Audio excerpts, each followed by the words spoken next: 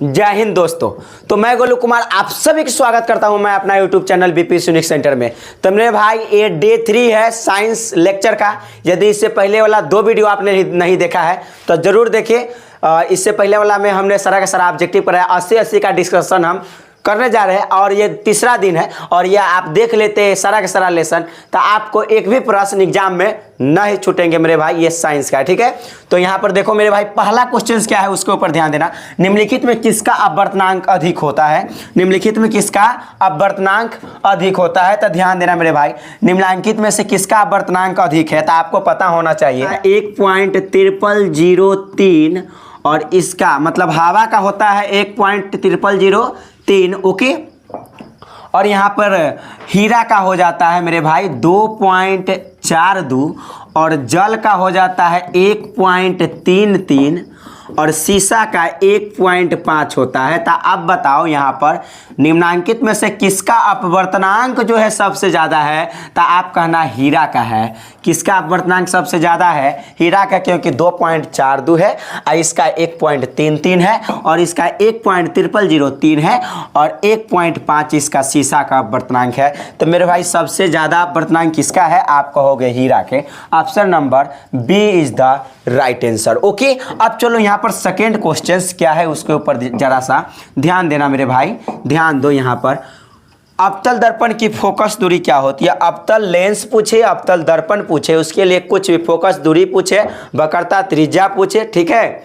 Focus दूरी पूछे, वक्रता त्रिज्या पूछे, सब क्या होगा? या क्षमता पूछे, कहेंगे ऋणात्मक होगा अवतल लेंस या अवतल दर्पण का, ओके। क्या होगा? ऋणात्मक होगा, नेगेटिव होगा, नो डाउट, ठीक है। क्या होगा? नेगेटिव होगा, ठीक है। क्या होगा? नेगेटिव होगा, आप समझ सकते हो। तो यहां पर ऑप्शन नंबर कौन हो जाएगा? आपका ए हो जाएगा, ओके। अब मेरे भाई आगे समझो, आगे क्या है? आगे यहां पर 3 नंबर, किसी लेंस, क्वेश्चंस पढ़ना ध्यान से। किसी लेंस में मुख्य फोकस की संख्या कितनी होती है? तो किसी लेंस में मुख्य फोकस की संख्या 2 होती है। क्या वो होती है? लेंस में मुख्य फोकस की संख्या कितनी होती है? 2 होती है। लेंस में मुख्य फोकस की संख्या कितनी होती है मेरे भाई? 2 होती है। F1 और F2, मतलब F1 एगो F1 और एगो 2F1 जो है आपका क्या होती है? मुख्य फोकस की संख्या। तो मुख्य फोकस की संख्या कितना होती है? कहोगे मेरे भाई 2 होता है। कितने होता है? 2 होता है, ओके। तो लेंस में मुख्य फोकस की संख्या कितनी होती है? 2 होती है। दाढ़ी बनाने में कौन सा दर्पण उपयुक्त होता है? तो कौन नहीं जानता है कि दाढ़ी बनाने में जो है अवतल दर्पण का उपयोग करते हैं। दाढ़ी बनाने में कौन सा दर्पण का उपयोग करते हैं? तो दाढ़ी बनाने में कौन सा दर्पण उपयुक्त होता है? तो कहना अवतल दर्पण उपयुक्त होता है। और उत्तल दर्पण गाड़ी के साइड मिरर में, गाड़ी के साइड मिरर में कौन सा उपयोग करते हैं? गाड़ी के साइड मिरर में हम उत्तल दर्पण का उपयोग करते हैं, ठीक है। और हमारे घर में जो होता है, हमारे घरों में समतल दर्पण होता है। हमारे घरों में कौन सा दर्पण होता है? तो हमारे घरों में जो होता है यहाँ पर समतल दर्पण होता है। तो हमारे घरों में कौन सा दर्पण होता है? कहना आप समतल दर्पण होता है, ओके। कौन सा दर्पण होता है? समतल दर्पण। और मेरे भाई इसका जो राइट आंसर हो जाएगा दाढ़ी बनाने के लिए यानी हजामती दर्पण में कौन सा? तो अवतल दर्पण का उपयोग करते हैं। कौन सा दर्पण का उपयोग करते हैं? अवतल दर्पण का उपयोग करते हैं, ओके। उसके बाद यहाँ पर आगे क्या है? 5 नंबर देखो जरा ध्यान से। अवतल दर्पण की फोकस दूरी एवं वक्रता त्रिज्या r में क्या संबंध है? तो यहाँ पर आपको पता होना चाहिए फोकस दूरी एवं वक्रता त्रिज्या r में क्या संबंध है। तो यहाँ पर F बराबर फार्मूला होता है मेरे भाई, आपको पता होना चाहिए। F बराबर फार्मूला होता है R/2। तो बताओ यहाँ पर F बराबर R/2 कौन सा ऑप्शन है? ये है option number C is the right answer. कौन होगा? ऑप्शन नंबर सी होगा। अगर यहाँ से R बराबर आप निकालते हो तो 2 से F में गुना करोगे तो कितना हो जाएगा? 2F हो जाएगा। यानी ऑप्शन नंबर कौन हो गया? या तो 2F होता या तो क्या होता मेरे भाई? F बराबर R/2। यानी फोकस दूरी वक्रता त्रिज्या का क्या होता है? आधा होता है। फोकस दूरी वक्रता त्रिज्या की आधी होता है, ओके। यानी ऑप्शन नंबर कौन हो जाएगा? सी हो जाएगा, ओके। अब यहाँ पर आगे समझो भाई, यहाँ पर ध्यान से देखिए मेरे दोस्त। यहाँ पर निम्नलिखित में से किस लेंस को अभिसारी लेंस कहते हैं? तो अभिसारी लेंस किसको? हम उत्तल लेंस को अभिसारी लेंस कहते हैं। उत्तल लेंस को कौन सा लेंस कहते हैं? अभिसारी लेंस कहते हैं। और अवतल लेंस को अपसारी लेंस कहते हैं। कौन सी? अपसारी लेंस कहते हैं किसको? अवतल लेंस को। ओके, और यहाँ पर बाइफोकल लेंस की बात करें तो हम इसको जारा दृष्टि दोष में जारा दृष्टि दोष का निवारण बाइफोकल लेंस द्वारा किया जाता है। जारा दृष्टि दोष का निवारण कौन सा लेंस द्वारा होता है? जारा दृष्टि दोष का निवारण अब बाइफोकल लेंस द्वारा होता है। कौन सी लेंस द्वारा? बाइफोकल लेंस द्वारा होता है। ठीक है, और निकट दृष्टि दोष का निवारण अवतल लेंस के द्वारा और दूर दृष्टि दोष का निवारण उत्तल लेंस द्वारा होता है। ओके, आप इतना याद रख सकते हो। 6 के बाद 7 नंबर, दृश्य प्रकाश में किस दृश्य, ध्यान से पढ़ना मेरे भाई, दृश्य प्रकाश में किस वर्ण का तरंगदैर्घ्य न्यूनतम होता है? तो आपको ये बात पता होना चाहिए कि किस वर्ण यानी किस रंग का तरंगदैर्घ्य न्यूनतम होता है। तो मेरे भाई यहाँ देखो, जैसे ही एक यहाँ पर प्रिज्म बनाओगे और प्रिज्म से क्या गुजारा जाता है तो आपको पता होना चाहिए। प्रिज्म से एक श्वेत प्रकाश को गुजारा जाता है, श्वेत प्रकाश को। तो इसको जाना चाहिए था ऐसे, लेकिन ये ऐसे मुड़ जाता है। कितने भागों में बांट जाता है? तो आप कहोगे मेरे भाई कि ये बढ़ता है 7 भागों में। कितने भागों में बढ़ता है? 7। 1 2 3 4 5 6 1 7, यानी कितने भागों में ये बढ़ जाता है? आप कहोगे मेरे भाई 7 भागों में बढ़ जाता है। कितने भागों में? 7 भागों में जो है बढ़ जाता है। 1 2 3 4 5 6 1 7, यानी कितने भागों में? 7 भागों में है ये जो है बढ़ जाता है। लेकिन क्या सबसे न्यूनतम जो है तरंगदैर्घ्य किसका होगा? तो आपको एक ट्रिक हम बता रहे हैं मेरे भाई। यहाँ ऊपर से नीचे की ऐसे हम ट्रिक बता रहे हैं। ठीक है, ट्रिक होता है आ नी ह पी ना ला, मतलब पहले बैगनी होता है, ठीक है, फिर आसमानी, फिर नीला, फिर हरा, फिर पीला, फिर नारंगी, फिर लास्ट में लाल। लेकिन कहा किस वर्ण का तरंगदैर्घ्य न्यूनतम है, मतलब कम है। देखो न्यूनतम किसका तरंगदैर्घ्य जो है न्यूनतम होता है, तो कहना यहाँ पर तरंगदैर्घ्य मतलब लंबाई किसका न्यूनतम होता है? बैगनी का न्यूनतम होता है। देखो यहाँ पर अगर तुमसे सबसे अधिक अगर पूछे, जैसे ऊपर की ओर जैसे जैसे जाओगे ना मेरे भाई, तो यहाँ पर तरंगदैर्घ्य कौन कौन? तरंगदैर्घ्य, ये 3 को 4 पूछता है। तरंगदैर्घ्य, ठीक है, उसके बाद वेग, ठीक है, उसके बाद चाल, वेग चाल, ये चीज़ें जैसे जैसे ऊपर की ओर जाओगे ना मेरे भाई बढ़ेगा तो सबसे अधिक तरंगदैर्घ्य कहेगा तो लाल का, सबसे अधिक कहेगा वेग तो लाल का, सबसे अधिक कहेगा चाल तो कहेंगे वेग का। लेकिन बाद बाकी कुछ पूछे सबसे अधिक तो हम कहेंगे बैगनी का। यहाँ पर पूछा मेरे भाई कि तरंगदैर्घ्य न्यूनतम, तो हमको पता है कि सबसे अधिक तो लाल का होता है। सबसे अधिक तरंगदैर्घ्य किसका होगा? लाल का। तो यहाँ पर सबसे कम किसका होगा? बैगनी का होगा। सबसे अधिक तरंगदैर्घ्य किसका? लाल का। तरंगदैर्घ्य कहने का मतलब लंबाई सबसे अधिक किसका होगा? मतलब तो कहना मेरे भाई लंबाई का, ठीक है, मतलब लाल का। किसका होता? लाल रंग का। लेकिन यहाँ पर न्यूनतम पूछा है तरंगदैर्घ्य, तो सबसे अधिक तरंगदैर्घ्य लाल हो गया, वेग हो गया, चाल हो गया, यानी ये वेग और चाल और तरंगदैर्घ्य सबसे अधिक किसका होता है? लाल का। लेकिन यहाँ पर न्यूनतम पूछा गया था किसका होगा? बैगनी का, सिंपल से। लेकिन हाँ, इसके अलावा आपसे पूछता है बताओ सबसे अधिक अपवर्तनांक किसका होगा? तब बैगनी मारना। सबसे अधिक प्रकीर्णन किसका होगा? तो यो आप किसका मारना? बैगनी मारना, ठीक है, नो डाउट। सबसे अधिक जो है आवृत्ति किसका होगा? तो बैगनी का होगा। सबसे अधिक कौन झुकेगा? तो कहना सबसे अधिक बैगनी झुकेगा। समझ रहे हो?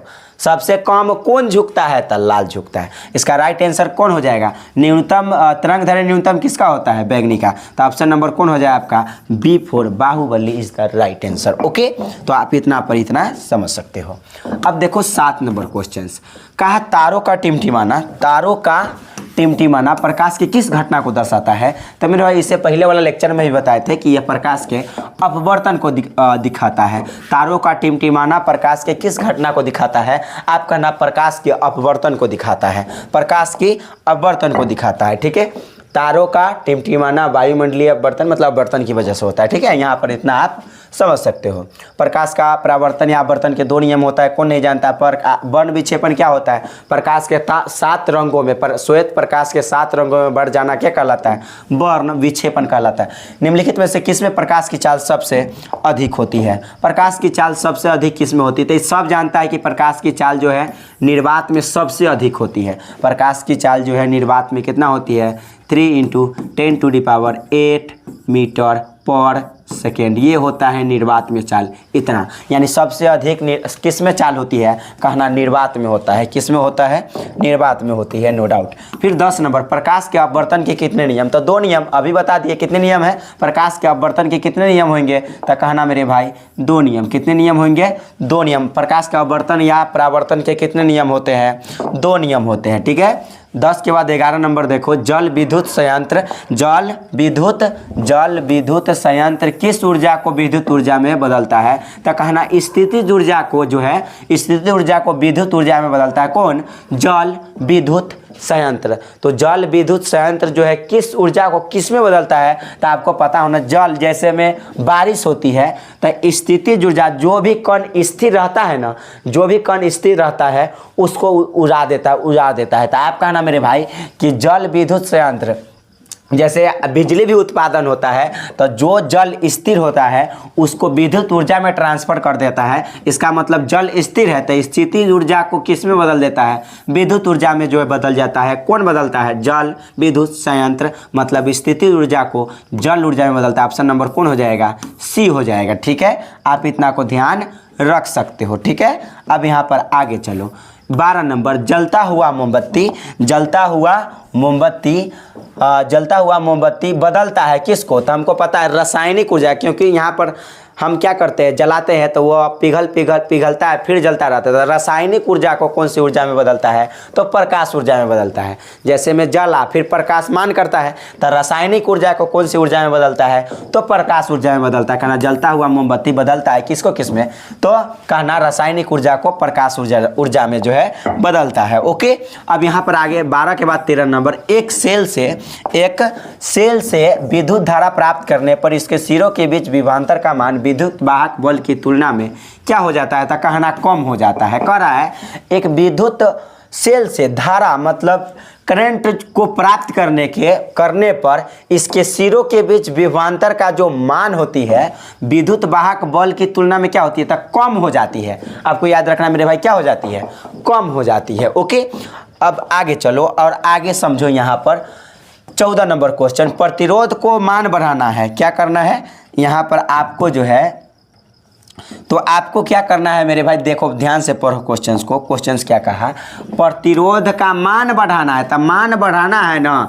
तो आप किस क्रम में जोड़ दो, कहना श्रेणी क्रम में जोड़ दो। किस क्रम में जोड़ दो, श्रेणी क्रम में जोड़ दो। कितने भी प्रतिरोध जो है हो सकता है, और श्रेणी क्रम में जोड़ेंगे तब मान आराम से बढ़ जाएगा। यानी किस क्रम में जोड़ने पर मान बढ़ेगा, तो कहना श्रेणी क्रम में जोड़ने पर जो मान बढ़ेगा। ऑप्शन नंबर कौन हो जाएगा, बी हो जाएगा। अगर मान घटेगा तब समांतर क्रम में जोड़ते, और मान बढ़ाना है तब प्रतिरोधकों को किस क्रम में जोड़ा जाना चाहिए, तो आप कहना कि श्रेणी क्रम में जोड़ा जाना चाहिए। और श्रेणी क्रम का समतुल्य प्रतिरोध ये होता है, आप याद रखना, ठीक है। ओके, अब यहाँ पर आगे चलो और आगे क्या है वो देखो मेरे भाई। विद्युत चुंबक बनाने के लिए प्रायः छड़ का उपयोग होता है। तब विद्युत चुंबक जो बनाने के लिए प्रायः नरम लोहा का उपयोग करते हैं। विद्युत चुंबक को बनाने के लिए कौन सा छड़ का उपयोग किया जाता है, तो नरम लोहा का जो है उपयोग किया जाता है। आप इतना याद रख सकते हो। यहाँ पर चलो आगे क्वेश्चंस देखो मेरे भाई। उच्चतर ताप पर कौन सी प्रक्रिया पूरी की जाती है, तो नाभिकीय संलयन पूरी की जाती है। नाभिकीय संलयन क्या होता है, जब दो हल्के नाभिक मिलकर एक बड़े नाभिक का निर्माण करता है, वो नाभिकीय संलयन कहलाती है। और सूर्य और ताप की जो ऊर्जा होती है उच्चतम किसके कारण होती है, नाभिकीय संलयन के कारण होती है। तो वही पूछा, उच्चतर ताप मतलब हाई टेम्परेचर किसके कारण से होता है, तो कहना नाभिकीय संलयन के कारण होती है। ओके, आप इतना को याद रख सकते हो। अब आगे चलो, यहाँ पर आगे क्या है क्वेश्चन। सौर ऊर्जा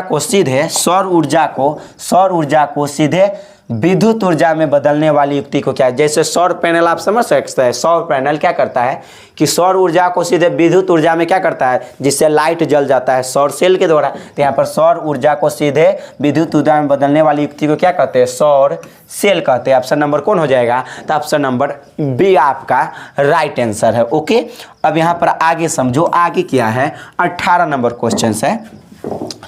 पवन विद्युत जनित्र में पवन की चाल कम से कम कितनी होनी चाहिए, तो आपको पता होना चाहिए कि पवन विद्युत जनित्र में पवन की जो चाल है 12 से 14 किलोमीटर प्रति घंटा। अगर 12 से यहाँ 15 भी रहता ना मेरे भाई, 12 से 15 किलोमीटर प्रति घंटा भी रहता तो ये सही होता, और ये भी सही है। 12 से 14 किलोमीटर पवन विद्युत जनित्र में पवन की चाल कितना होनी चाहिए, आप कहेंगे 12 से 14 किलोमीटर प्रति घंटा। ओके, प्रति घंटा। ऑप्शन नंबर कौन हो जाएगा, सी हो जाएगा।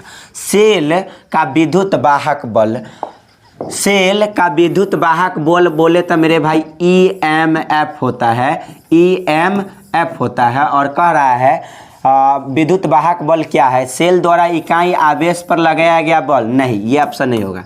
सेल द्वारा इकाई आवेश पर किया गया कार्य, तो हम कहेंगे हाँ यही होगा। सेल द्वारा इकाई आवेश कहेगा मतलब आवेश नीचे, ठीक है, इकाई लग जाता है तो जो वो नीचे आ जाता है। इकाई आवेश पर किया गया कार्य यानी W को क्या कहते हैं, तो EMF कहते हैं, मतलब सेल का विद्युत वाहक बल कहते हैं। तो यहाँ पर ऑप्शन कौन हो जाएगा, सेल द्वारा इकाई आवेश पर क्या किया गया कार्य को क्या कहते हैं, EMF कहते हैं, मतलब सेल का विद्युत वाहक बल कहते हैं। ऑप्शन नंबर कौन हो जाएगा आपका, ऑप्शन नंबर बी जो है आपका राइट आंसर है। ठीक है, अब यहाँ पर आगे बढ़ो। 20 नंबर क्या है, घरेलू परिपथ में मुख्य रूप से किसकी आपूर्ति हो जाती है। तो कौन नहीं जानता है कि हमारे घरों में 220 वोल्ट की प्रत्यावर्ती आपूर्ति की जाए, प्रत्यावर्ती धारा जो अल्टरनेटिंग करंट आपूर्ति होती है। ऑप्शन नंबर कौन हो जाएगा, ए हो जाएगा। प्रत्यावर्ती धारा होती है घरेलू विद्युत परिपथ में, और 220 वोल्ट का होता है प्रत्यावर्ती धारा। कितना वोल्ट का, तो कहना मेरे भाई 220 वोल्ट का होता है, 220 वोल्ट का। ओके, अब यहाँ पर आगे समझो क्या है। 21 नंबर, वर्ण विक्षेपण असंभव है किसमें, कांच में संभव है, कांच में संभव है, इसमें संभव है, इसमें भी संभव है, इसमें भी संभव है। निर्वात में वर्ण विक्षेपण संभव नहीं है मेरे भाई, निर्वात में, क्योंकि निर्वात में चाल अधिक होता है, और चाल जिसमें अधिक होगा उसमें वर्ण विक्षेपण संभव नहीं हो पाता है। यानी ऑप्शन राइट जो है आपका क्या हो जाएगा, ऑप्शन नंबर बी जो है, इसमें संभव होगा, इसमें संभव होगा, इसमें संभव है, असंभव किसमें नहीं होगा। मतलब निर्वात में वर्ण विक्षेपण असंभव, या निर्वात में वर्ण विक्षेपण नहीं होता है। ठीक है, तो यहाँ पर ऑप्शन नंबर कौन हो जाएगा आपका, बी हो जाएगा। ठीक है, निर्वात। उसके बाद आगे चलो, यहाँ पर 21 के बाद 22 नंबर क्वेश्चन क्या है, ध्यान से समझो। वायु में रखा एक कांच का प्रिज्म आपतित किरण को मोड़ देता है। देखो ये क्या है, एक प्रिज्म है, ये क्या है, तो कहना मेरे भाई प्रिज्म है। वायु में रखा एक प्रिज्म, कांच का एक प्रिज्म आपतित किरण मतलब जो आने वाली एक किरण है, ठीक है, ये आपतित किरण हो गया, क्या करती है, मोड़ देती है। तो इसको ऐसे जाना चाहिए था, लेकिन ये ऐसे जाएगा, तो मोड़ा किसके, आधार की तरफ ना, तो ये आधार है, तो आधार की ओर मोड़ता है। किधर मोड़ता है, तो कहना आधार की ओर जो है मोड़ देता है। ऑप्शन नंबर कौन हो जाएगा, डी आपका राइट आंसर है। ओके, अब मेरे भाई यहाँ पर 23 नंबर देखो, क्वेश्चन क्या है 23 नंबर, बहुत ही अच्छा सवाल है। यहाँ पर देखो, जिंक है और जिंक और ऑक्सीजन, मेरे भाई जब तक ऑक्सीजन इसमें नहीं जुड़ा होगा, क्या जिंक ऑक्साइड बना होगा, मतलब ऑक्सीजन जुड़ा तो उपचयन होगा। ऑक्सीजन का जुड़ना क्या कहलाता है, उपचयन। ऑप्शन नंबर कौन है, डी आपका राइट आंसर है। ओके, तो ऑप्शन नंबर कौन हो जाएगा, डी हो जाएगा। यहाँ पर देखो, खाने वाला सोडा का रासायनिक सूत्र क्या होता है। आप कहना खाने वाला सोडा का जो रासायनिक सूत्र है वह NaHCO3 होता है। इसका रासायनिक नाम होता है sodium bicarbonate, sodium bicarbonate. Okay, sodium कौन सा कार्बोनेट, बाइकार्बोनेट, सोडियम बाइकार्बोनेट। इसको हम खाने वाला सोडा के नाम से जानते हैं। ओके, इसको किस नाम से जानते हैं? खाने वाला सोडा के नाम से जानते हैं। किसको? खाने वाला सोडा NaHCO3 को हम खाने वाला सोडा के नाम से जानते हैं। अब देखो 25 नंबर, कमरे के ताप पर द्रव अवस्था में होती है। तो कहना मेरे भाई, कमरे के ताप पर द्रव अवस्था में रहने वाली धातु पूछा है। धातु कहेगा तो परा होगा, लेकिन इसी जगह पर आपको दे देता अधातु। क्या दे देता? अधातु। तो कहते आप ब्रोमीन होगा। क्या होगा? ब्रोमीन होगा। आप थोड़ा सा इसको याद रखें। कहता कमरे पर ताप पर द्रव अवस्था में पाई जाने वाली अधातु ब्रोमीन, अधातु परा, यानी आंसर क्या हो जाएगा? बी आपका राइट आंसर है। ओके, अब यहाँ पर आगे समझो 26 नंबर, आवर्त सारणी के शून्यक, आवर्त सारणी के शून्य समूह का तत्व कौन है? तो आवर्त सारणी के शून्य समूह का तत्व होता है हीलियम होता है, ठीक है, नियॉन होता है, आर्गन होता है, क्रिप्टन होता है, जेनॉन होता है, ठीक है, और यहाँ पर रेडॉन होता है, ठीक है, ठीक है, हीना नीना और करीना जीरो रन आउट, ठीक है। तो हीलियम है, नियॉन है, आर्गन है, क्रिप्टन है, जेनॉन है, रेडॉन है, ये सब क्या है? शून्य समूह का तत्व होता है। ऑप्शन नंबर कौन आपका राइट हो जाएगा? तो ऑप्शन नंबर बी जो है आपका राइट आंसर है। ओके, ऑप्शन नंबर कौन सा? बी आपका राइट आंसर है। अब चलो यहाँ पर आगे 27 नंबर, 27 नंबर क्वेश्चन क्या है उसके ऊपर ध्यान देना। सोडियम कार्बोनेट के जलीय विलयन में मेथिल ऑरेंज का विलयन, सोडियम कार्बोनेट बोले तो कहते हैं Na2CO3 को सोडियम कार्बोनेट कहते हैं। जलीय विलयन मतलब यहाँ पर इस क्या है? जलीय विलयन मतलब H2O है, और इसमें क्या किया जाता है? मेथिल ऑरेंज का विलयन मिलाने पर मेथिल ऑरेंज इसमें मिला दिया जाता है। क्या मिला दिया जाता है? मेथिल ऑरेंज, यानी ओ के कहने का मतलब ऑरेंज, ठीक है, मेथिल ऑरेंज मिला दिया जाता है। मिलाने पर विलयन का रंग बदल जाता है। किस में? तो मेरे भाई यहाँ पर पीला हो जाएगा रंग। इसका किस में बदल जाता है? जैसे में इसका रंग जो है ना, जैसे मेथिल ऑरेंज का विलयन मिलाने पर विलयन का रंग कैसा हो जाता है? तब पीला हो जाता है। सोडियम कार्बोनेट के जलीय विलयन में मेथिल ऑरेंज का विलयन मिलाने पर विलयन का रंग परिवर्तित हो जाता है। किस रंग में? पीला रंग में जो है परिवर्तित हो जाता है। आप थोड़ा सा इसको याद रखें। 28 नंबर, ग्लोबल वार्मिंग के लिए उत्तरदायी है। तो कहना कि ग्लोबल वार्मिंग के लिए उत्तरदायी कौन होती है? कहना अमोनिया, नहीं ये नहीं होगा, नहीं ये होगा, ना कार्बन डाइऑक्साइड, नहीं एक मिनट, कार्बन डाइऑक्साइड यही होगा आंसर। कौन होगा? ऑप्शन नंबर बी जो है आपका राइट आंसर है। कहना कार्बन डाइऑक्साइड। ग्लोबल वार्मिंग के लिए उत्तरदायी गैस कौन होती है?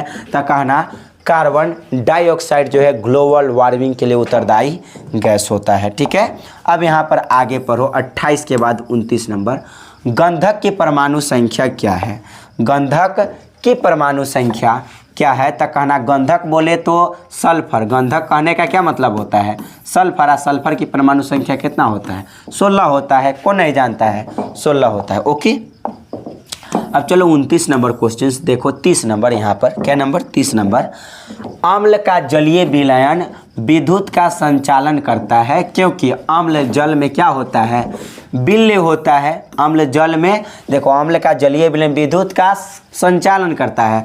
The aqueous solution of N acid conducts electricity because in water, मतलब क्या होता है? तब पानी में जो है ये विलय होता है, सोलूबल होता है, जिस कारण से क्या होता है? ये विद्युत का संचालन करता है, इलेक्ट्रिसिटी को प्रभावित करता है। ओके, तो ऑप्शन नंबर कौन हो जाएगा आपका?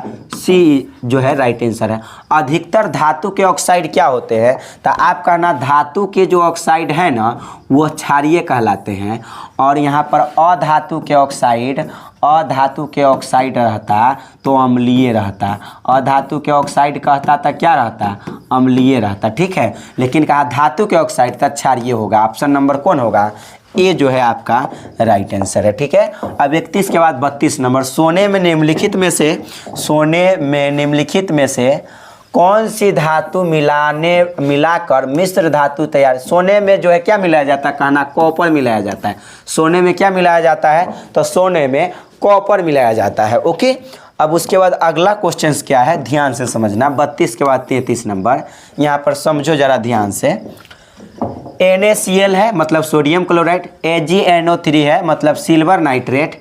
इसका जब दोनों आपस में रिएक्ट करता है तब बनाता है AgCl और प्लस में सोडियम नाइट्रेट। तो क्या होता है बताओ यहाँ पर कहना। तो ये तब बात हो गया प्यार मोहब्बत वाला, मतलब विस्थापन अभिक्रिया वाला बात हो गया। क्या कहना कैसे, तो यहाँ पर देखो किस प्रकार से। तो कहना यहाँ पर सोडियम यहाँ था, यहाँ से हटा यहाँ जाकर सटा, तब न जो है ये बन गया यहाँ पर देखो क्यों किस प्रकार से बना है से देखो। यहाँ से सोडियम हटा है, यहाँ सटा है, सटेगा तो क्या बनाएगा NaNO3, ठीक है। तो NaNO3 बना एक जगह, ठीक है। अब देखो क्या हुआ, यहाँ से तो हटा है तो यहाँ सटा है, लेकिन Ag भी यहाँ से हटकर यहाँ सट गया है, ठीक है। तो जब यहाँ पर सटेगा Ag तो यहाँ पर बना देगा क्या, NO को हटा दिया है तो यहाँ पर बना AgCl। तो AgCl बुझा रहा है, ठीक है। और प्लस में क्या है तो NaNO3 है, मतलब यहाँ दो तत्व का विस्थापन हुआ। Na हटाया Ag को और Ag हटाया Na को, मतलब दो तत्व का विस्थापन हो रहा है। इसलिए कौन सी अभिक्रिया होगा, द्वि विस्थापन अभिक्रिया होगा। ऑप्शन नंबर कौन है, तो ऑप्शन नंबर सी जो है आपका राइट आंसर है। ओके, यहाँ पर आगे चलो 34। सिलिकॉन क्या है, सिलिकॉन क्या है तो आपको पता होना चाहिए। सिलिकॉन एक उपधातु है।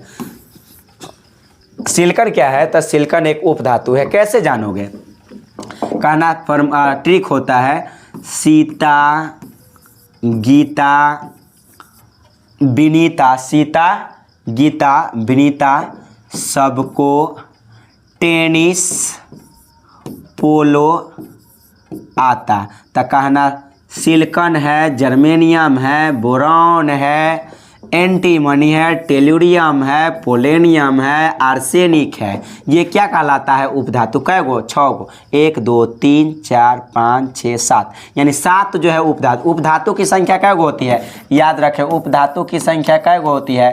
कहना उपधातु की संख्या 7 होती है। उपधातु की संख्या कितनी होती है तो कहना 7 जो है उपधातु की संख्या होती है, जिसमें से सिलिकॉन भी क्या है, एक उपधातु है, ठीक है। अब यहाँ पर आगे समझो 34 के बाद 35। वे तत्व जिनके बाहरी सेल पूर्ण भरे होते हैं वो क्या कहलाते हैं, तो वो अक्रिय गैस कहलाते हैं। कैसे समझोगे, जैसे आप यहाँ पर सोडियम नियॉन ले लो मेरे भाई। नियॉन का इलेक्ट्रॉनिक विन्यास करोगे तो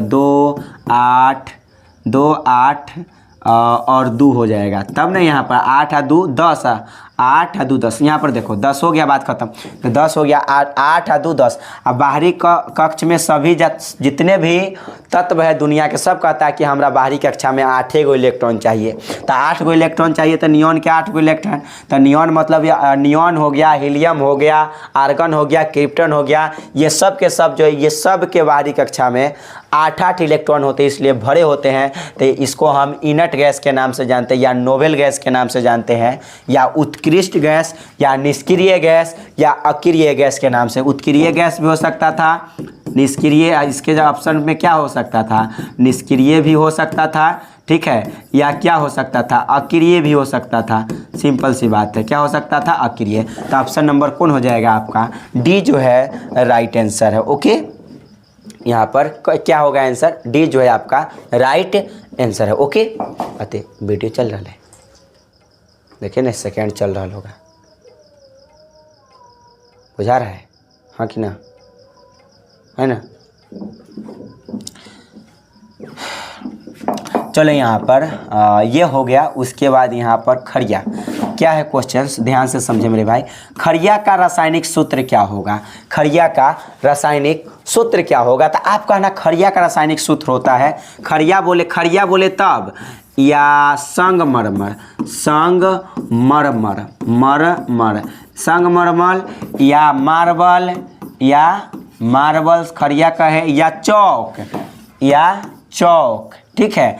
तीनों कंडीशन में आपका आंसर क्या होने वाला है, CaCO3 यानी कैल्शियम कार्बोनेट। क्या हो जाएगा? Calcium carbonate. इसको क्या नाम देते हैं? Calcium carbonate. क्या पढ़ते हैं मेरे भाई? आप पढ़ ले, ध्यान रखें, कैल्शियम कार्बोनेट, कैल्शियम कार्बोनेट। खैर या संगमरमर या मार्बल या चौक का रासायनिक सूत्र कथी होता है? कहना calcium carbonate CaCO3। Okay, option number कौन हो जाएगा? अच्छा ये बताओ ये क्या होता है? तो ये कहना ये विरंजक चूर्ण है।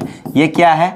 विरंजक चूर्ण है आपका। ये क्या है? विरंजक चूर्ण है। CaO नहीं, यहाँ पर 2 लग जाता, CaOCl2 रहता तो क्या होता है? विरंजक चूर्ण। CaOCl2 को क्या कहते हैं? विरंजक चूर्ण कहते हैं। ठीक है, क्या कहते हैं?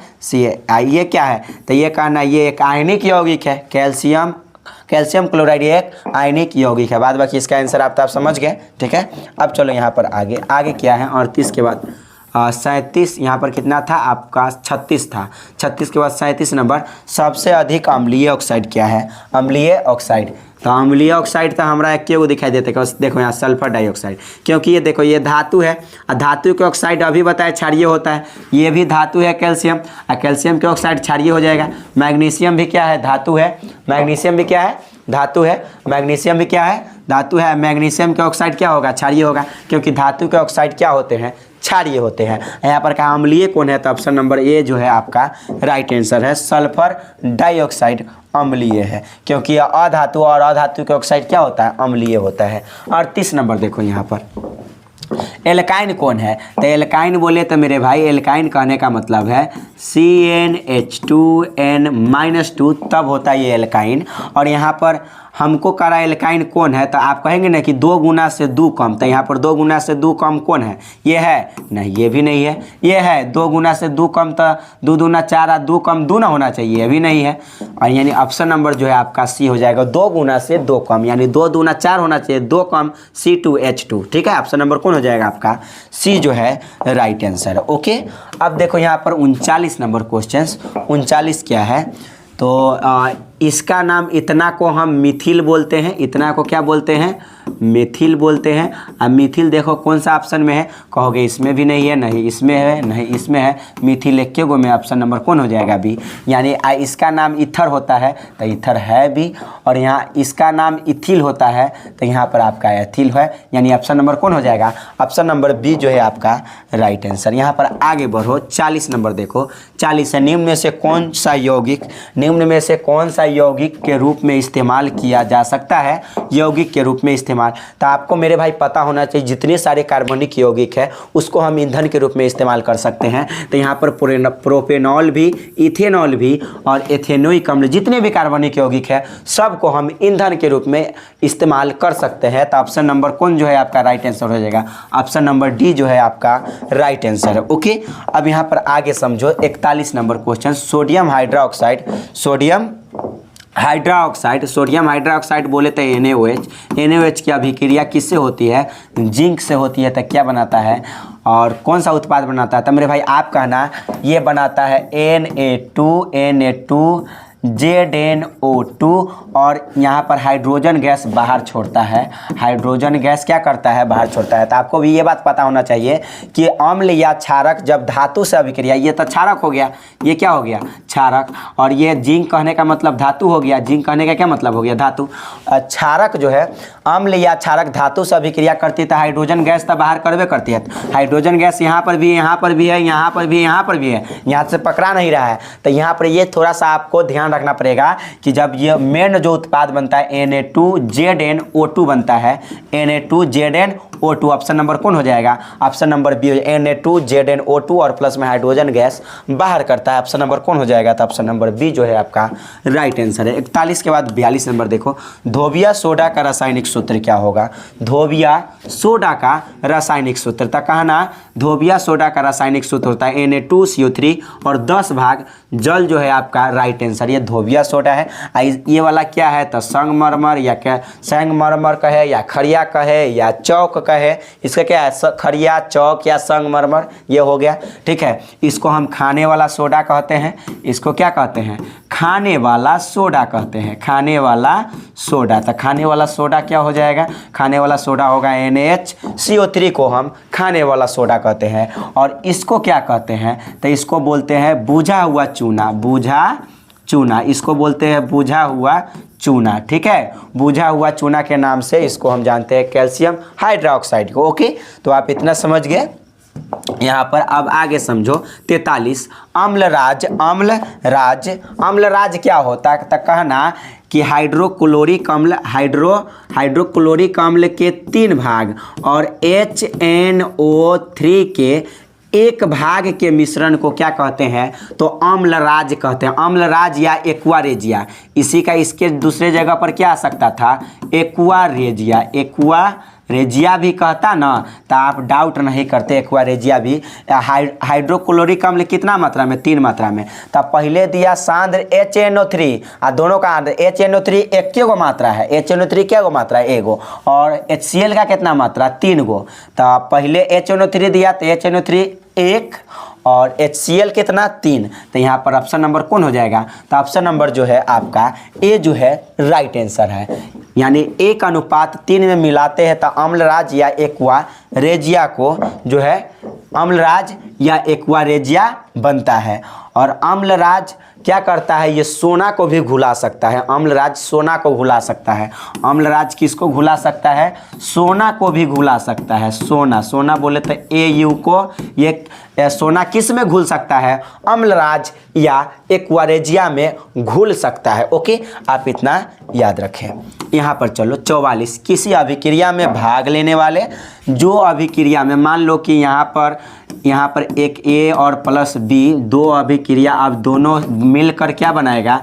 एक अभिकारक A और एक अभिकारक K मिलकर बनाएगा कोई AB पदार्थ बनाएगा। तो यहाँ किसी अभिक्रिया में जो भाग लेता है पदार्थ, तो भाग लिया A और B, तो ये दोनों अभिकारक कहलाएगा।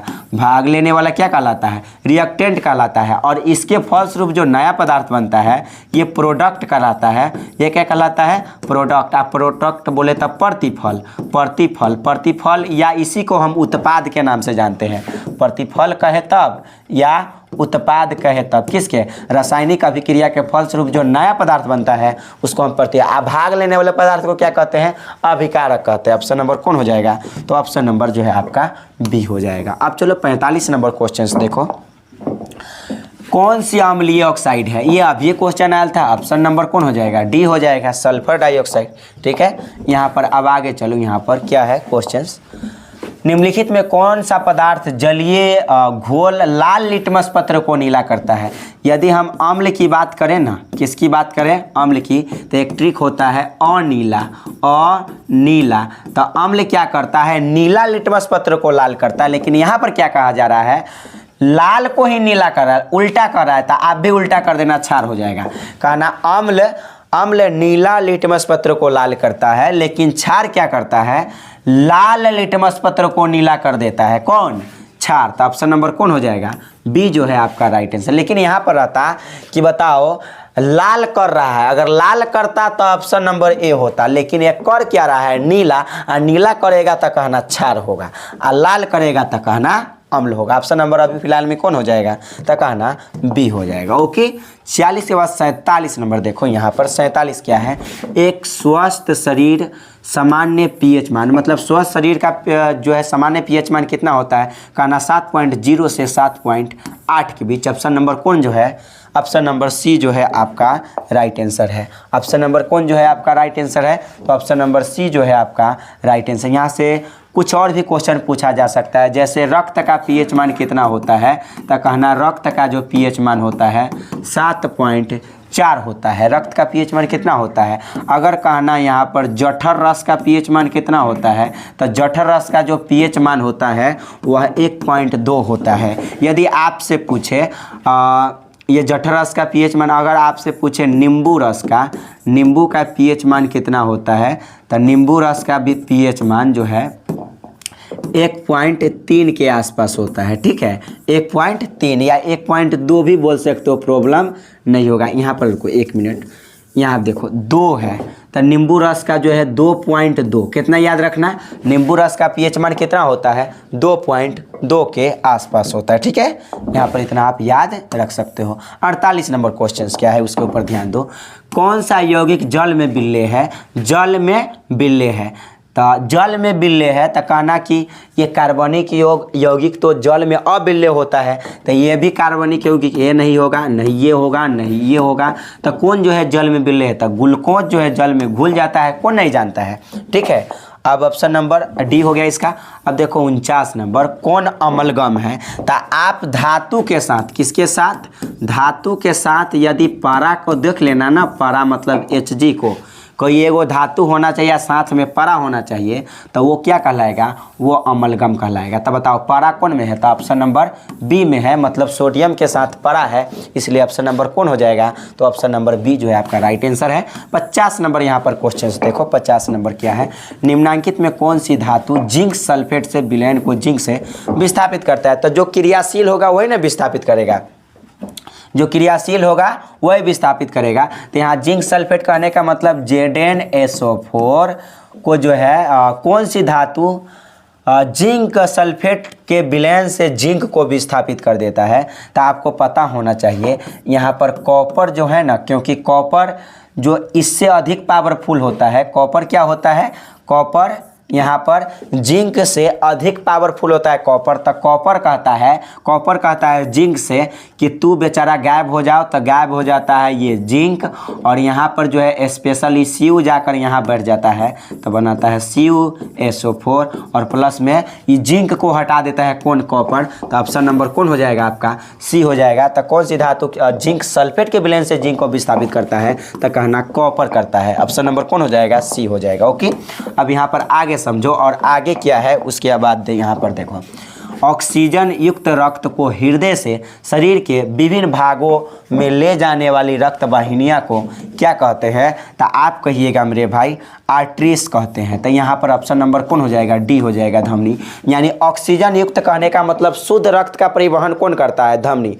और अशुद्ध रक्त कहने का मतलब कार्बन डाइऑक्साइड युक्त रक्त को परिवहन कौन करता है? तो कहना शिरा। लेकिन यहाँ पर ऑक्सीजन युक्त है मतलब शुद्ध रक्त है, अशुद्ध रक्त का परिवहन कौन करेगा? तो धमनी करेगा। ओके, कौन करेगा?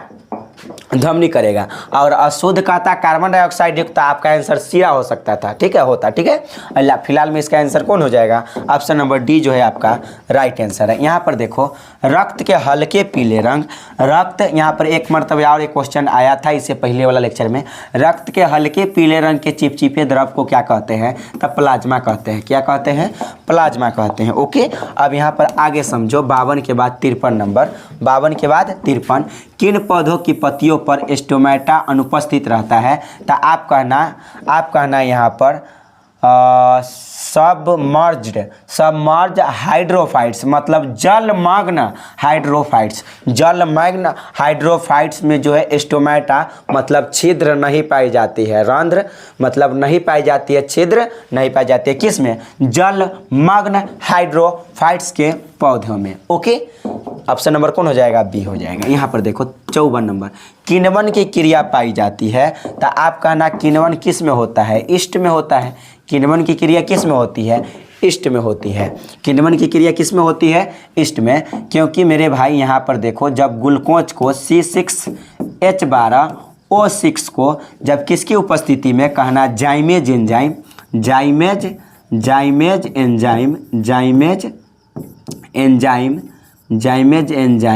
और ईस्ट की उपस्थिति में ये ग्लूकोज टूटता है, तो यहाँ पर बना देता है आपका, मतलब जैसे ही टूटेगा तो इथाइल अल्कोहल बनाता है C2H5OH, ये बना देता है, और प्लस में कार्बन डाइऑक्साइड देता है, और प्लस में जल देता है, और प्लस में क्या देता है? तो ऊर्जा देता है, एनर्जी देता है। तो यहाँ पर किण्वन की क्रिया पाई जाती है किस में? तो कहना ईस्ट में। किस में पाई जाती है? ईस्ट में। ये पूरा एक प्रोसेस है किसका? तो ये पूरा प्रोसेस है किण्वन प्रक्रिया का। ओके, ऑप्शन नंबर कौन होगा? तो ऑप्शन नंबर ए जो है आपका राइट आंसर है। ठीक है, ऑप्शन नंबर ए जो है आपका राइट आंसर। यहाँ पर देखो, हाइड्रा में मुकुलन विधि से सेक्स होता है, जनन होता है, कौन में? हाइड्रा में। कौन सी विधि से? कहना हाइड्रा या ईस्ट में, ये दोनों में जो है मुकुलन विधि से जो है जनन होता है। ठीक है, अमीबा में विखंडन होता है, द्विखंडन। अमीबा, पैरामीशियम, लेशमानिया में द्विखंडन होता है, ठीक है। उसके बाद यहाँ पर आगे चलो, आगे क्या है क्वेश्चन 55। पूर्ण विकसित अंडाशय क्या कहलाता है? तो आप कहना बीज कहलाता है, नहीं। फल कहलाता है, नहीं। ऑप्शन नंबर सी जो है आपका राइट आंसर। पूर्ण विकसित अंडाशय क्या कहलाता है? ओव्यूल कहलाता है, यानी बीजांड कहलाता है। ऑप्शन नंबर कौन हो जाएगा? तो ऑप्शन नंबर सी जो है आपका राइट आंसर है। 56 नंबर, ग्लूकोज का रासायनिक सूत्र क्या होता है? तो ग्लूकोज का रासायनिक सूत्र क्या होता है? कहना ई तो चीनी का है, ये किसका है? चीनी का रासायनिक सूत्र C12H22O11, तो ये तो चीनी का हो गया। और ये किसका है? ये ग्लूकोज का। ऑप्शन नंबर कौन हो जाएगा? तो ऑप्शन नंबर बी जो है आपका राइट आंसर है। ऑप्शन नंबर कौन है? ऑप्शन नंबर बी आपका राइट आंसर है। ग्लूकोज का रासायनिक सूत्र C6H12O6 होता है। ओके, अब यहाँ पर आगे समझो। और आगे क्या है? 57 नंबर क्वेश्चन 57 है, निम्नलिखित में किसमें पौधे का प्रकाश संश्लेषण, मतलब प्रकाश संश्लेषी इकाई किसे कहते हैं? तो कहना क्लोरोप्लास्ट को कहा जाता है। और क्लोरोप्लास्ट को हिंदी में हम हरित लवक कहते हैं।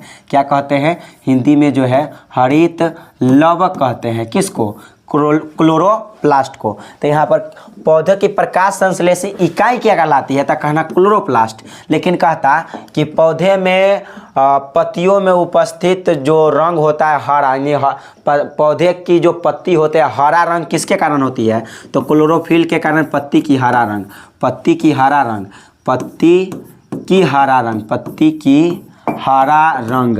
रंग किसके कारण से होता है? तो कहना क्लोरोफिल के कारण से। लेकिन यहाँ प्रकाश संश्लेषी इकाई क्या है? तो कहना क्लोरोप्लास्ट, यानी हरित लवक। ओके, अब यहाँ पर आगे समझो। आगे क्या है? अंडोत्सर्ग मतलब अंडों का निर्माण होता है, अंडों का उत्सर्जन होता है किसी कारण से? LH के कारण से। LH एक हार्मोन है, फीमेल हार्मोन जो है, ये इसी के कारण से, LH के कारण से अंडोत्सर्ग मतलब अंडा का निर्माण होता है। ओके, उसके बाद यहाँ पर आगे चलो। 59 नंबर क्वेश्चंस क्या है यहाँ पर ध्यान से पढ़ना। क्वेश्चन, निम्नलिखित में से किस जीवों में अलैंगिक जनन द्विखंडन द्वारा होता है? तभी बताए हैं द्विखंडन द्वारा किसमें जो है नहीं होता। यहाँ पर कह रहा है निम्नलिखित में जीवों में किसमें अलैंगिक जनन द्विखंडन नहीं होता है? तो द्विखंडन इसमें होता है, इसमें भी होता है, और ईस्ट में लेशमानिया में भी होता है। मतलब अभी हम बोले पैरामीशियम, अमीबा, लेशमानिया, इसमें द्विखंडन होता है। लेकिन ईस्ट और हाइड्रा में क्या होता है? मुकुलन होता है। क्या होता है? मुकुलन होता है। इसलिए ऑप्शन नंबर कौन जो है आपका राइट आंसर है? ऑप्शन नंबर सी जो है आपका राइट आंसर है। 59 के बाद 60 नंबर यहाँ पर ध्यान दो। प्रकृति में क्वेश्चन है, प्रकृति में ऑक्सीजन का संतुलन कैसे बना रहता है? तो जब प्रकाश संश्लेषण हुई भी नहीं करेगा तो ऑक्सीजन का संतुलन बना रहेगा? तो कहना नहीं बना रहेगा। तो प्रकृति में ऑक्सीजन का संतुलन कैसे बना रहता है? तो कहना प्रकाश संश्लेषण के द्वारा जो है संतुलन जो है प्रकृति में ऑक्सीजन का संतुलन बना रहता है। ऑप्शन नंबर कौन हो जाएगा? ये हो जाएगा, ठीक है। यानी बाय फोटोसिंथेसिस के द्वारा जो है क्या बना रहता है? ऑक्सीजन का संतुलन, मतलब ऑक्सीजन जो है अपनी संतुलित मात्रा में होता है किसके कारण से? प्रकाश संश्लेषण के कारण से। ओके, उसके बाद ऑप्शन नंबर आपका ये हो गया बी। अब देखो 60 के बाद 61 है, भोजन के पाचन में निम्नलिखित में से किस रस की भूमिका होती है? तब पित्त रस का भी भूमिका होती है, आग्नेयाशय रस का भी भूमिका होती है, आंत रस की भी भूमिका होती है, और इनमें से सभी, यानी राइट आंसर क्या हो जाएगा? इनमें से सभी। पित्त रस, आग्नेयाशय रस, आंत रस, यानी भोजन को पचाने में सभी, यानी आग्नेयाशय रस, पित्त रस, आंत रस सभी की भूमिका होती है। ऑप्शन नंबर कौन हो जाएगा? डी जो है राइट आंसर है। अब यहाँ पर आगे समझो। आगे क्या है क्वेश्चन है, ट्रिप्सन नामक एंजाइम पाया जाता है तो आग्नेयाशय रस में पाया जाता है। ऑप्शन नंबर कौन हो जाएगा? आपका बी जो है राइट आंसर। ट्रिप्सन नामक एंजाइम पाया जाता है किस में? तो कहना आग्नेयाशय में पाया जाता है। किस में पाया जाता है? आग्नेयाशय में पाया जाता है। 62 के बाद 63 नंबर यहाँ पर ध्यान दो। 63 नंबर है, आहार नाल का सबसे लंबा भाग क्या होती है? छोटी आंत, और इसकी लंबाई कितना होता है? कहना 6 से 8 मीटर होती है, ठीक है। और आहार नाल की लंबाई कितना होता है? 8 से 10 मीटर।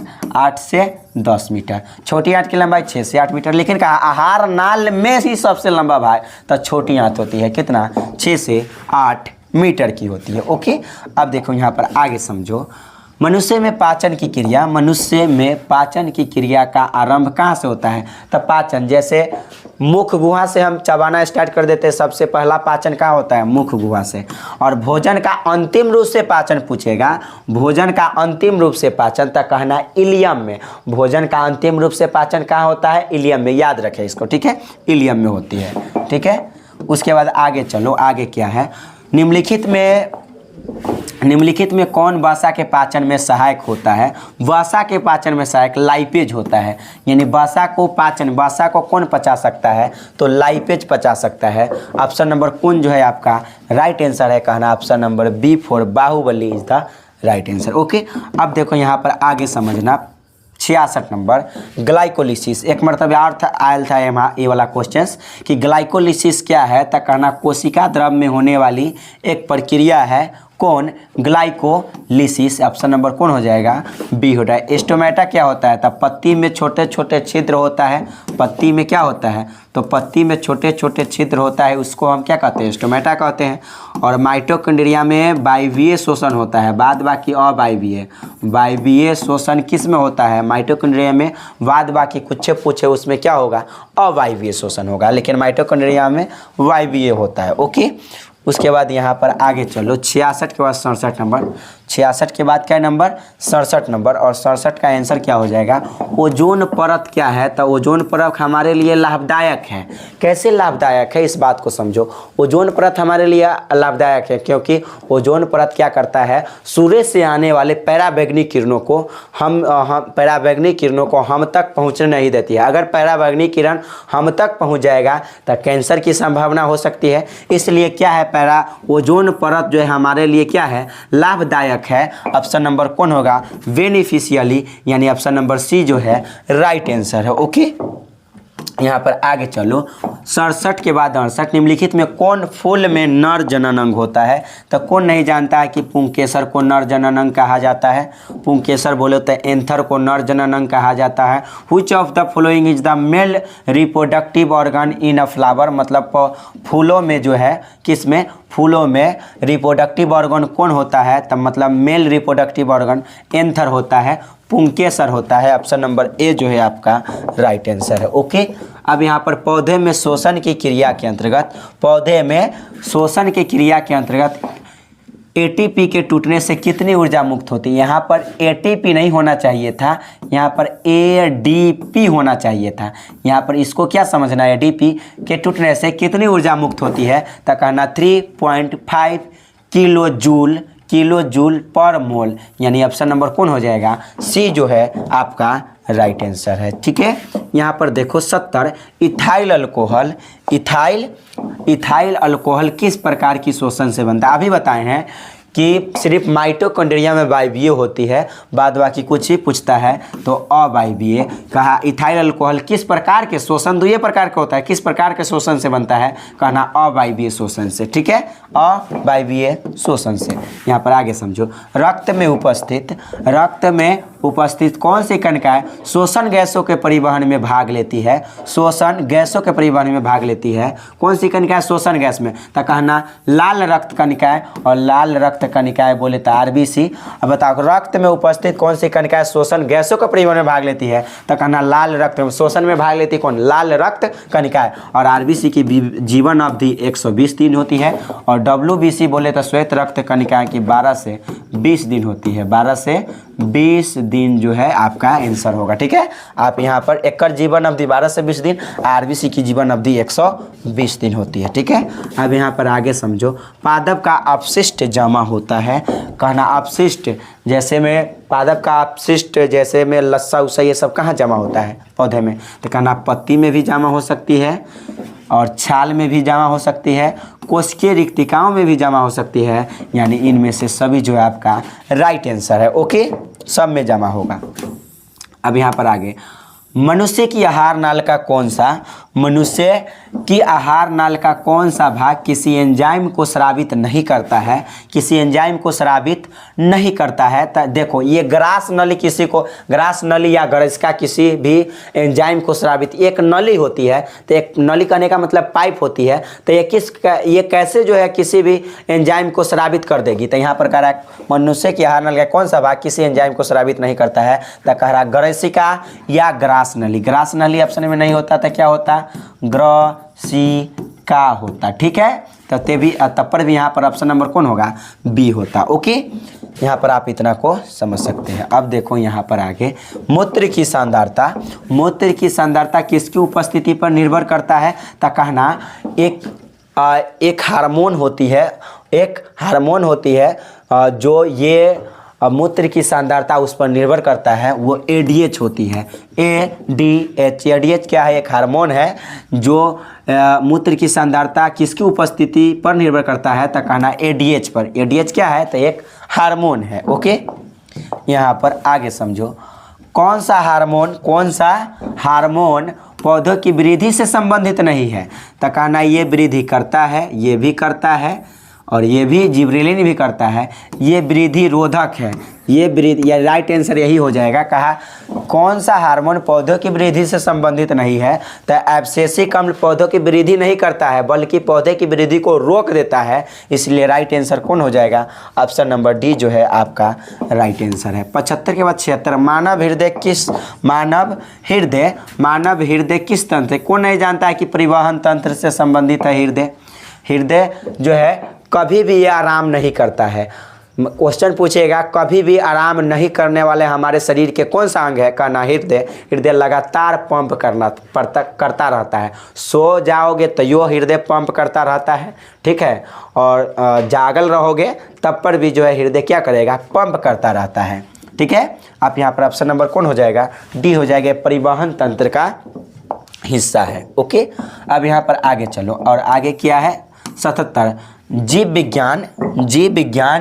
जीव विज्ञान की वह शाखा जो गुणों वंशानुक्रम के अध्ययन से संबंधित है, आनुवांशिकी है। कौन नहीं जानता है? जेनेटिक्स है। कह रहा है the branch of biology dash deals with the study of inheritance of character is genetics. यानी जीव विज्ञान की वह शाखा जो गुणों के वंशानुक्रम अध्ययन से संबंधित है, वो आनुवांशिकी कहलाता है। ओके, ऑप्शन नंबर क्या हो जाएगा? बी जो है आपका राइट आंसर है। आनुवांशिकी क्या होता है? आनुवांशिकता क्या होता है? तो जैविक अणुओं का वह गुण जो एक पीढ़ी से दूसरी पीढ़ी में स्थानांतरित होती रहती है, उसे हम क्या कहते हैं? आनुवांशिकता कहते हैं। ठीक है, उसे क्या कहते हैं? आनुवांशिकता कहते हैं। जैसे आपका गुण जो है, आपका गुण आपके माता पिता में मतलब जो गुण आपके माता पिता में होगा, वही गुण थोड़ा न थोड़ा मिलता जुलता आप में होगा मेरे भाई। इसका कहने का मतलब यही है। ओके, अब यहाँ पर 77 के बाद 78 नंबर देखो क्वेश्चंस।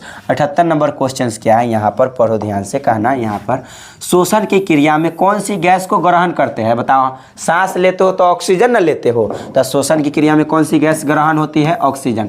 छोड़ते क्या होता? Carbon dioxide. लेते क्या है? ऑक्सीजन। ओके, यहाँ पर आगे समझो। 79 नंबर, ग्लूकोज में कार्बन कितने परमाणु? मतलब ग्लूकोज का फार्मूला होता है C6H12O6। तो ग्लूकोज में कार्बन के क्या गो परमाणु? 6 गो। ऑप्शन नंबर कौन हो जाएगा? ऑप्शन नंबर बी जो है आपका राइट आंसर है। उसके बाद लास्ट क्वेश्चन, 80 क्वेश्चन। लास्ट क्या है यहाँ पर ध्यान दो। मस्तिष्क में अनैच्छिक क्रियाओं का नियंत्रक। अनैच्छिक कहने का मतलब जो हम ना चाहते हुए होता, जैसे दिल का धड़कन, हृदय का धड़कन। जैसे अपने आप, जैसे आँख को हम कहते हैं कि तुम मतलब ऊपर नीचे हो, नहीं ना कहते, तब पर भी होता है, मतलब ये अनैच्छिक क्रिया है। तो इसका नियंत्रण कौन करता है? तो कहना मेडुला करता है। लेकिन कहता इसकी जगह पर ऐच्छिक क्रिया का नियंत्रण कौन करता है? ये भी तो आ सकता था, ऐच्छिक क्रिया। तो ऐच्छिक क्रिया का नियंत्रण कौन करता है? तो कहना सेरिब्रम। कौन करता है? सेरिब्रम जो है क्या करता है? ऐच्छिक क्रिया का नियंत्रण करता है। ओके, आप इतना को याद रखें। तो मेरे भाई ये 80 क्वेश्चन था। कितने क्वेश्चन था? 80 क्वेश्चन था। वीडियो कैसा लगा कमेंट बॉक्स में जरूर बताना। फिर मिलेंगे अगले दिन। ओके, धन्यवाद।